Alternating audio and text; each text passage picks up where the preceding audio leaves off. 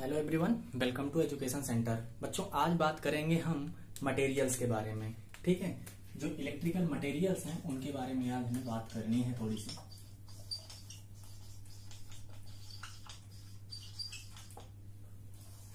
ठीक है, तो इलेक्ट्रिकल जो मटेरियल्स होते हैं वो हमारे तीन होते हैं। एक तो आपका होता है कंडक्टर, होता है सेमी कंडक्टर,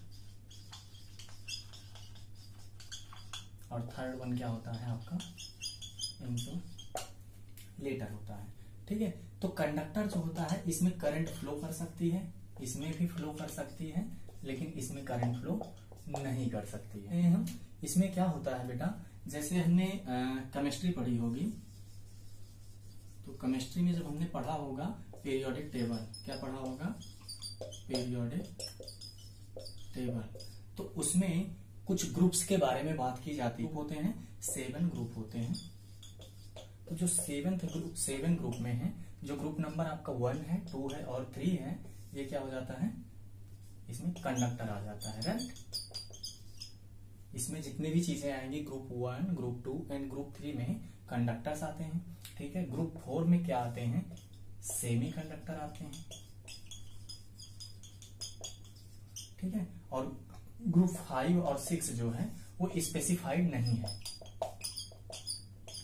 नॉट स्पेसिफाइड। ठीक है, इसके स्पेसिफाइड मतलब स्पेसिफाइड नहीं होने का मतलब इसमें कंडक्टर, सेमी कंडक्टर या इंसुलेटर के बारे में नहीं डिसाइड किया गया है। ठीक है, लेकिन जो आपका 7th और 8th ग्रुप है, ठीक है, टोटल आपके 8 ग्रुप होते हैं ना, तो 7th और 8th जो ग्रुप है इसमें क्या होता है, इंसुलेटर के बारे में बताया गया है। राइट, तो आपके ये पीरियोडिक टेबल के हिसाब से हो गए कि ग्रुपिंग। ठीक है, तो इतनी बात समझ में आ गई होगी बच्चों।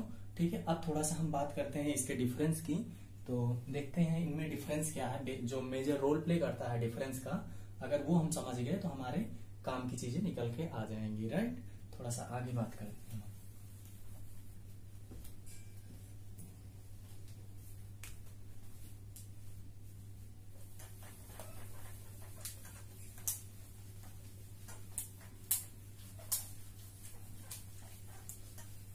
तो हम क्या करेंगे, एक टेबल बनाएंगे, एक साइड लिखेंगे कंडक्टर, एक साइड लिखेंगे सेमी कंडक्टर, और एक साइड क्या लिखेंगे, इंसुलेटर। राइट,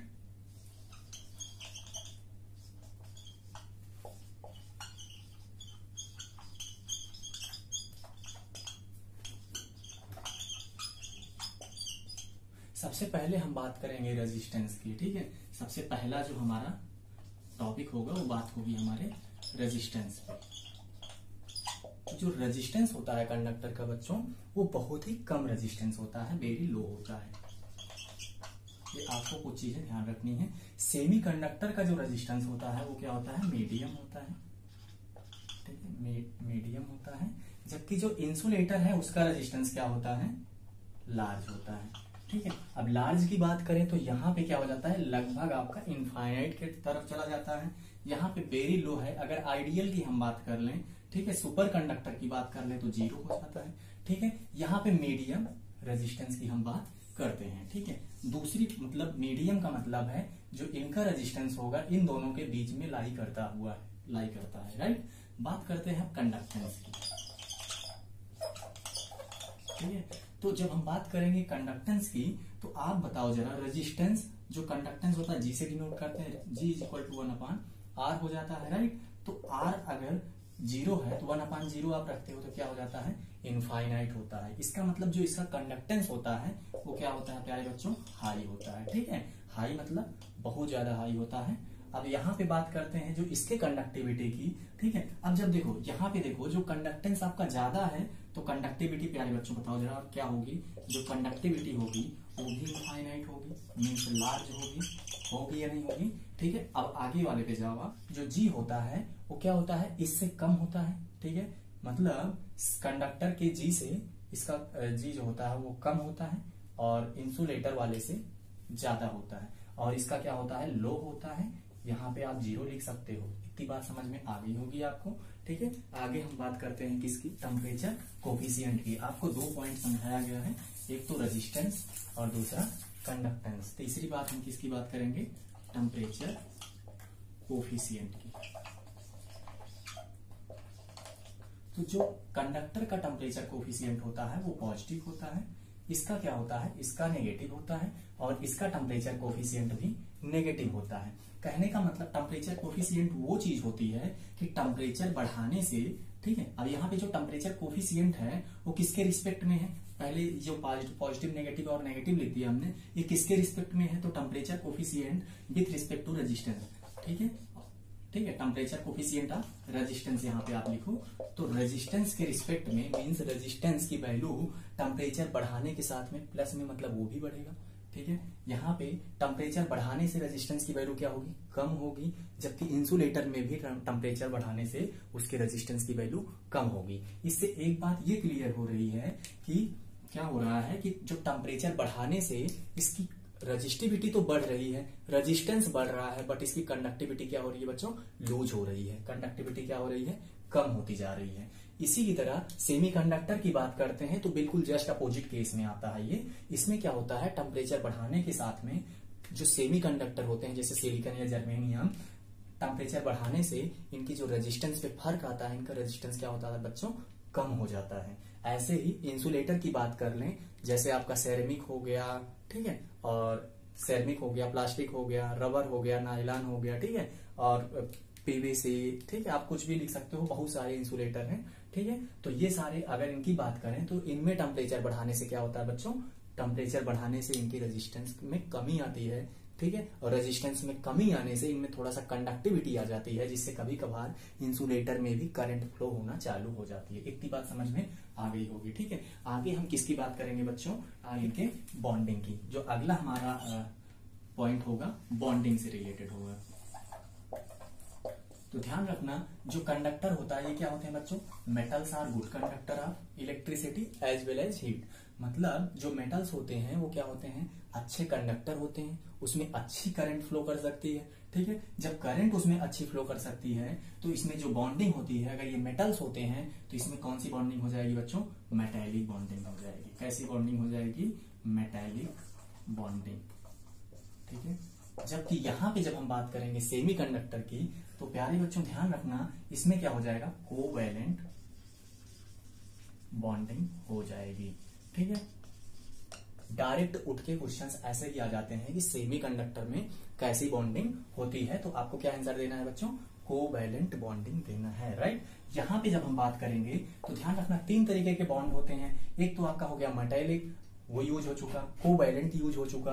अब क्या रह जाता है आपका, एक आयनिक बॉन्ड रह जाता है। तो प्यारे बच्चों ध्यान रखना, यहाँ पे इंसुलेटर में क्या हो जाएगा, आयनिक बॉन्ड हो जाएगा, आयनिक, ठीक है, ION, आयनिक बॉन्डिंग, ठीक है। तो जब हम बात कर लेते हैं बॉन्डिंग की, तो यहाँ पे जो बॉन्डिंग होती है मेटल में, ध्यान रखना कि metallic, covalent and ionic bonding होती है। तो 4 पॉइंट आपको ये क्लियर हो गए होंगे। आगे हम बात करते हैं कि किसमें करंट फ्लो कर सकती है, ठीक है। तो करंट के फ्लो की अगर हम बात कर लें तो ध्यान रखना कि आप बताओ जरा, रेजिस्टेंस इसमें क्या होता है, कम होता है। ग्रुप कौन सा होता है इसका, ठीक है, आप ग्रुप की बात आगे कर लेंगे। तो इसमें जो करंट होता है वो बहुत हाई फ्लो कर सकता है, ठीक है। इसमें मीडियम करंट फ्लो करता है, ठीक है, जबकि इसमें क्या हो जाता है, लो करंट या फिर जीरो करंट फ्लो करता है, ठीक है। अब इतनी बात समझ में आ गई होगी। अब हम ग्रुप की बात कर लें यहीं पे, ठीक है, कि कौन से ग्रुप में आता है। तो जो पीरियोडिक टेबल होता है उसके 1, 2 और 3 ग्रुप में आते हैं ये कंडक्टर, ठीक है, जिसमें, और आगे हम बात करते हैं सेमीकंडक्टर की बात करें तो इसमें ग्रुप 4 में आता है, और 5 और 6 को स्पेसिफाइड नहीं किया गया है, तो आपका जो 7 और 8 ग्रुप है उसमें आ जाते हैं इंसुलेटर। इतनी बात समझ में आ गई होगी आपको, ठीक है। अब चलो हम ओपन करते हैं, और इससे पहले अगर इसका एग्जांपल लिखना है तो आप लिख लो, यहाँ पे क्या कर लो, जो सबसे अच्छा मेटल्स होता है, सबसे अच्छा जो कंडक्टर ऑफ इलेक्ट्रिसिटी होती है वो किसमें होती है बच्चों, सिल्वर में होती है। किसमें होती है, Ag, silver is the best conductor, ठीक है। पहले नंबर पे सिल्वर आता है, दूसरे नंबर पे आपका गोल्ड आता है, ठीक है, और तीसरे नंबर पे आपका आता है, क्या बोलते हैं, कॉपर आता है, फिर चौथे पे एल्यूमिनियम आता है, फिर ये सब ऐसे बढ़ते जाते हैं। मतलब हमें क्या रखना है, हमारे एग्जाम में क्या पूछा जाता है, बार बार पूछा गया क्वेश्चन ये है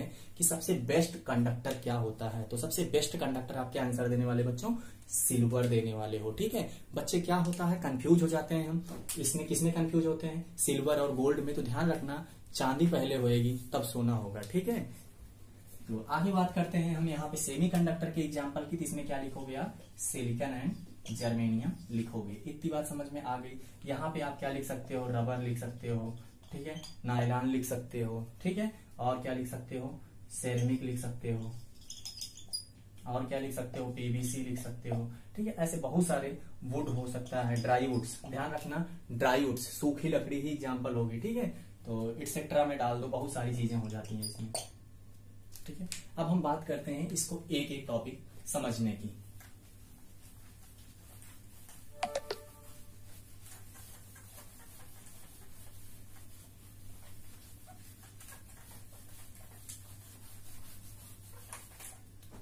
जब हम बात करेंगे कंडक्टर की,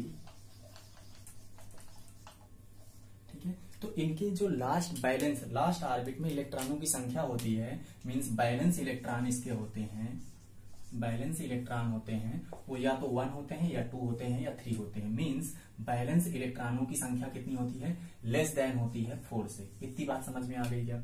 बैलेंस इलेक्ट्रॉनों की संख्या क्या होती है, 4 से कम होती है। पहला पॉइंट आपका समझ में आ गया होगा। दूसरा बात करते हैं इनके एनर्जी बैंड गैप की, एनर्जी बैंड गैप की।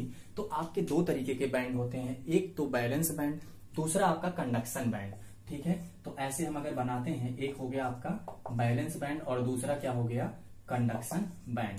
तो ध्यान रखना, एक क्वेश्चन आपके पेपर में पूछा गया था अभी कुछ ही दिन पहले आरआरबी जेई में, कि जो कंडक्शन बैंड होता है या बैलेंस बैंड होता है, इनमें किसके द्वारा करंट फ्लो करती है, ठीक है। Means current flow due to the option 1 conduction band, option 2 valence band, option 3 both, फिर ऑप्शन 4 नन ऑफ दीज, ठीक है। तो आपको क्या आंसर देना है बच्चों, कंडक्शन बैंड, ठीक है। Means current flow only due to conduction band, ठीक है। तो आप एक क्वेश्चन ये हो गया आपका, ठीक है। आईईएस में क्वेश्चन एक आया हुआ है कि जो बैलेंस बैंड है या कंडक्शन बैंड है मेटल्स के लिए, मींस कंडक्टर के लिए, जो बैलेंस बैंड है इसमें इलेक्ट्रॉन कभी जीरो हो सकते हैं क्या, कभी जीरो हो सकते हैं क्या? तो कभी पॉसिबिलिटी नहीं होगी कि जो इनमें बैलेंस बैंड है इनमें इलेक्ट्रॉनों की संख्या जीरो हो जाए, ठीक है। और जीरो हो जाता है तो वो कभी कंडक्टर नहीं रहेगा, ध्यान रखना। तो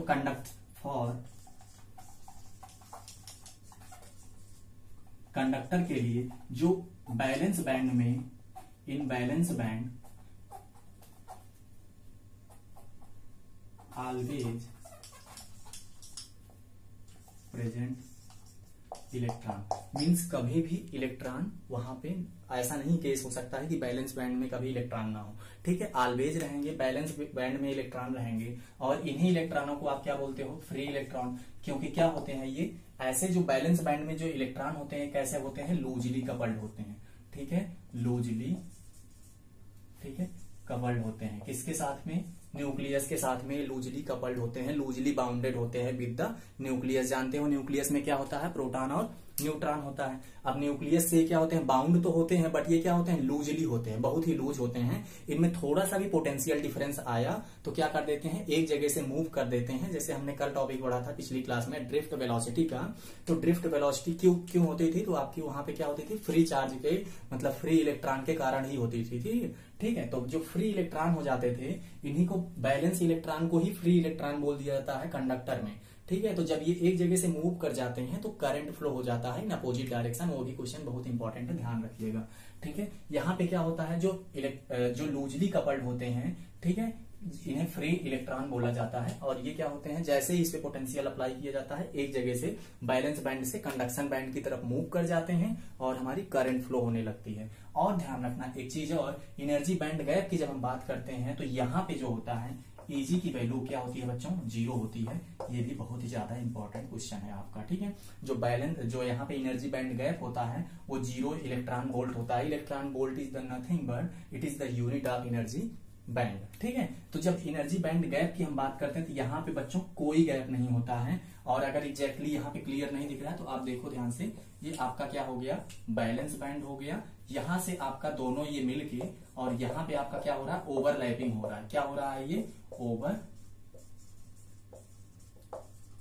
ओवरलैपिंग हो रहा है। ये आपका कैसा बैंड हो गया, conduction band means balance band और कंडक्शन बैंड के बीच में कोई गैप नहीं है। बैलेंस बैंड और कंडक्शन बैंड के बीच में कोई गैप नहीं है, इसलिए यहाँ पे क्या लिखा है, जो गैप में एनर्जी है वो क्या है बच्चों, 0 इलेक्ट्रॉन वोल्ट है। ये ध्यान रखना कि पहली चीज ये ध्यान रखना, बहुत ही इंपॉर्टेंट क्वेश्चन है कि बैलेंस बैंड और कंडक्शन बैंड क्या होते हैं, ओवरलैपिंग कंडीशन में होते हैं। और जब ओवरलैपिंग कंडीशन में होंगे तो आप बताओ वहां पे कोई एनर्जी होगी क्या, बिल्कुल नहीं होगी। ठीक है, तो आपको कई सारे क्वेश्चन यहाँ पे मिल जाएंगे। ठीक है, तो आप ध्यान रखना। एक और क्वेश्चन आपको बता देता हूं, तीसरा पॉइंट ये ध्यान रख लो कि जो 0 केल्विन पे होता है, 0 केल्विन पे होता है, तो इसके जो कंडक्टर होते हैं उनके बैलेंस इलेक्ट्रॉन में, उनके बैलेंस बैंड में तब भी इलेक्ट्रॉन रहते हैं। ऐसा नहीं है कि 0 केल्विन का मतलब हो गया आपका -273 degree Celsius. Means 0 degree kelvin पे ये बिहेव कैसे करने लगते हैं बच्चों, लाइक आप बोल सकते हो सुपर कंडक्टर। ठीक है, इनकी सुपर कंडक्टर की प्रॉपर्टी आ जाती है। ठीक है, तो ध्यान से समझना कि 0 केल्विन पे भी ये क्या होते हैं, कंडक्टर ही होते हैं। मींस इनमें बैलेंस बैंड में इलेक्ट्रॉनों की संख्या होती है ऑलवेज। ठीक है, ऑलवेज प्रेजेंट बैलेंस बैंड में इलेक्ट्रॉन। ठीक है, ये चीज ध्यान रखना। ठीक है, आगे बात कर लेते हैं हम थोड़ा सा। ठीक है, आगे बात कर लेते हैं हम थोड़ा सा इनकी बॉन्डिंग कैसी होती है। तो बच्चों ध्यान रखना, इनमें कैसी बॉन्डिंग होती है, मेटेलिक बॉन्डिंग होती है। ठीक है, तो आपके ढेर सारे क्वेश्चंस यहां से मिल जाएंगे। एक क्वेश्चन मैं आपको और बता देता हूं, रेजिस्टेंस का रिलेशन का ग्राफ कभी कभार पूछ लिया जाता है और वहां पे कंफ्यूजन आपको ना हो तो आप क्या करो, इसको देखो जल्दी से ध्यान से।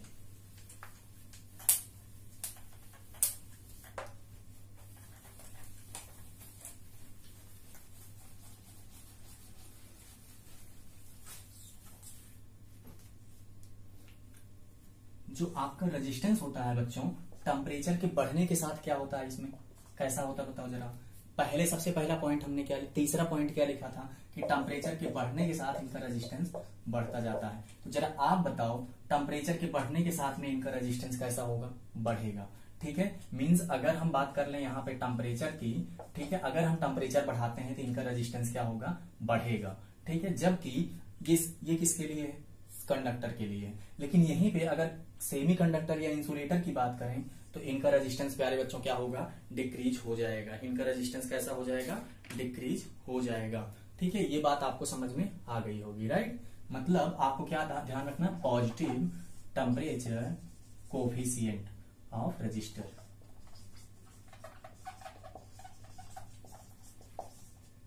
ठीक है, positive temperature coefficient of register. ठीक है, मींस अगर यहाँ पे हमने क्या कर दिया, रेजिस्टेंस देख लिया। ठीक है, मींस अगर हमारा टेम्परेचर बढ़ रहा है तो रेजिस्टेंस क्या होगा, घटेगा। ठीक है, एक मिनट, यहाँ पे अगर हमने टेम्परेचर ले ली, एक मिनट, यहाँ पे हम ले लेते हैं रेजिस्टेंस। ठीक है, रेजिस्टेंस आपका बढ़ेगा, कब बढ़ेगा, टेम्परेचर के बढ़ने के साथ। अगर हम ग्राफ देखते हैं तो बच्चों ये किसका ग्राफ हो जाएगा, आपका कंडक्टर का ग्राफ हो जाएगा। ठीक है, और ये किसका हो जाएगा, सेमी कंडक्टर या फिर इंसुलेटर आप बोल सकते हो। ठीक है, ये दोनों के लिए ये ग्राफ होगा। मतलब आपको ध्यान रखना है, कभी ऐसे ग्राफ आ जाए तो आप किसके लिए बताओगे, कंडक्टर के लिए बताओगे। ऐसे ग्राफ आ जाए तो दो ऑप्शन कभी कभार ऐसे भी पूछा जा सकता है, ये ग्राफ किसके लिए पॉसिबल हो सकता है, किसके लिए। जैसे ऑप्शन है आपका कंडक्टर, सेमी कंडक्टर, इंसुलेटर, और चौथा है इंसुलेटर एंड सेमी कंडक्टर। तो आप क्या आंसर दोगे, insulator and semi conductor both. ठीक है, वहां पे थोड़ा सा आप पेशेंस दिखाना, नहीं तो आप गलत कर दोगे ऐसे क्वेश्चंस को। बहुत ही इजी क्वेश्चंस आते हैं आपके एग्जाम में।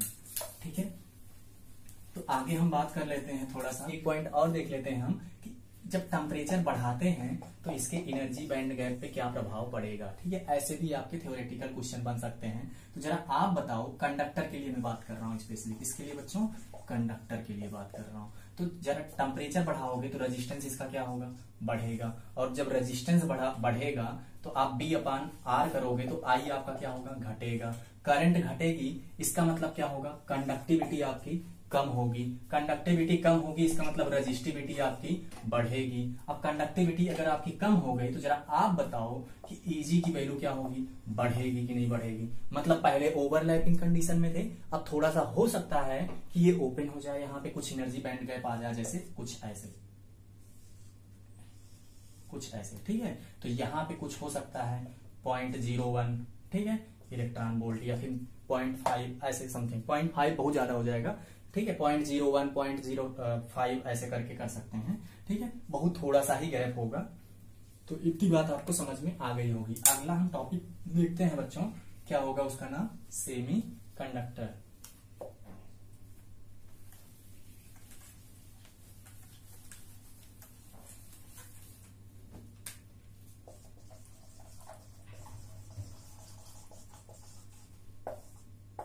जो सेमी कंडक्टर होते हैं ये किसमें आते हैं, पहली चीज तो ग्रुप 4 के एलिमेंट होते हैं। इसमें कौन कौन से एग्जाम्पल हो सकते हैं, या तो सिलिकॉन हो सकता है या जर्मेनियम हो सकता है, या सिलिकॉन हो सकता है या जर्मेनियम हो सकता है। अब बात करते हैं इनकी बैलेंस बैंड और कंडक्शन बैंड की, तो आपका यहाँ पे आ जाता है क्या, बैलेंस बैंड, यहाँ पे आ जाता है कंडक्शन बैंड। इनके बीच में लगभग लेस देन 1 इलेक्ट्रॉन वोल्ट की एनर्जी होती है, ठीक है। और ये एनर्जी सिलिकॉन के लिए कितनी होती है बच्चों, 0.7 इलेक्ट्रॉन वोल्ट होती है। ये भी इंपॉर्टेंट क्वेश्चन है, ध्यान रखिएगा, ठीक है। मतलब आपको बैलेंस बैंड और कंडक्शन बैंड के बीच से क्वेश्चन पूछा जा सकता है। यहाँ पे इनका नेगेटिव टेम्परेचर कोफिशिएंट होता है, ठीक है, temperature coefficient with respect to, ठीक है, कोफिशिएंट ऑफ रजिस्टर लिखो, ठीक है। यही मोस्ट क्वेश्चन पूछा गया है, जो मोस्ट प्रोबेबली क्वेश्चन है कि negative temperature coefficient of register होता है, क्या होता है, ये सेमी कंडक्टर होता है। इसका मतलब इसका ग्राफ कैसे जाएगा बच्चों, ऐसे जाएगा, ठीक है, बिल्कुल ध्यान रखिएगा। अगर हम देखते हैं एनर्जी बैंड गैप, Eg और टेम्परेचर में क्या रिलेशन है, तो जरा आप बताओ। वहां पे Eg बढ़ता था टेम्परेचर के साथ में, ठीक है, Eg is nothing but energy band gap, gap की बात कर रहा हूं। लेकिन यहाँ पे जो Eg होगा इनवर्सली प्रोपोर्शनल टू टेम्परेचर होगा, ठीक है।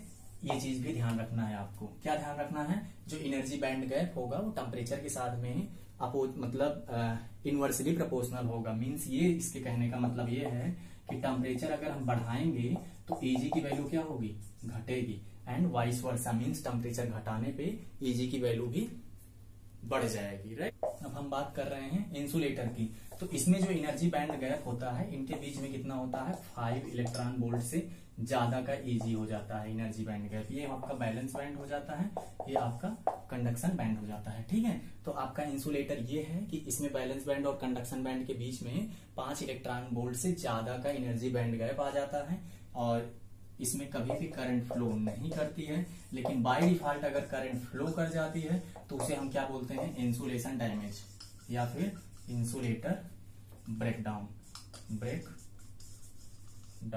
ठीक है।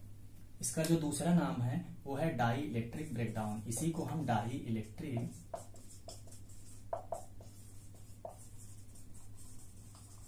ब्रेकडाउन के नाम से भी जानते हैं। तो आपको क्या मोटा मोटा ये ध्यान रखना है कि जो डिफरेंस सबसे पहले हमने टेबल पढ़ी है वो टेबल आपको याद होनी चाहिए। फिर उसके बाद इसके कुछ बैंड गैप से रिलेटेड जो ये डायग्राम, जो आपको ग्राफ दिखे, ये ग्राफ दिमाग में रहना चाहिए।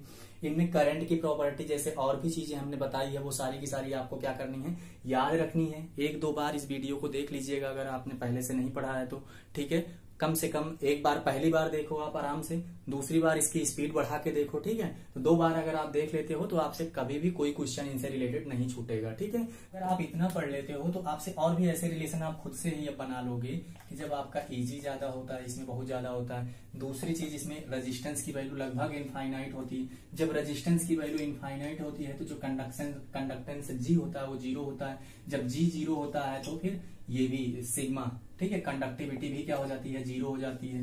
रेजिस्टिविटी इनफाइनाइट हो जाती है, ठीक है। तो ऐसे ही आप और भी रिलेशन यहाँ पे देख सकते हो, अपने आप सेल्फ मेड कर सकते हो और आराम से समझ सकते हो, ठीक है। अगली क्लास में हम क्या करेंगे बच्चों, ढेर सारे क्वेश्चंस हम लेके आएंगे, ठीक है। ढेर सारे क्वेश्चंस हम डिस्कस करेंगे। हमारा बेसिक कॉन्सेप्ट का जो भी मेन बेसिक जो छोटी छोटी चीजें थी हमने समझ ली है थ्योरी में, ठीक है। अब हम क्या करेंगे, अगली क्लास में कम से कम 50 क्वेश्चन करने की कोशिश करेंगे जो आपके प्रीवियस एग्जामिनेशन में आए हुए हैं, ठीक है। तो बेसिक कॉन्सेप्ट की जो क्वेश्चन की सीरीज है वो अब कल अगली क्लास में होगी, ठीक है। तब तक के लिए थैंक यू सो मच।